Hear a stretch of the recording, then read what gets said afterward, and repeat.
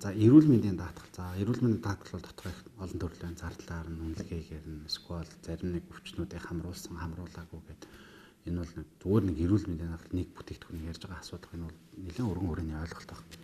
За эрүүл мэндийн даатгалтай хүн бол нэгдүгээрт юм хойш нь тавих шаардлагагүй болж байна. Санхүүгийн одоо ямар нэгэн санхүүгийн бэрхшээлээс болоод ч юм уу хойш нь тавих шаардлагагүй. Үүнээсээ хамаарат эрт илрүүлэлт гэдэг юм бас магадaltaй болж байгаа. Жишээлбэл эрүүл мэндийн даатгалд хамрагдсан хүн альва нэг хүнд өвчний эхлэл нь суурин тавигдсан байлаа гэхэд тэр эрт шатанд нь илрүүлчих магадлал нь өндөр болж байна гэсэн.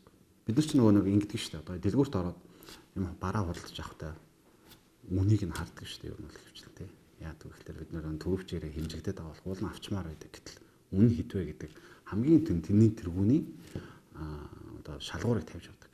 Хүн эрүүл мэнд дээр тэр одоо зүгээр босод хэрэглээ дээр байж болох гэхэд эрүүл мэнд дээр тийм шалгуурыг тавина гэдэг чинь өөрөө аюул аюултай байгаа байхгүй тий.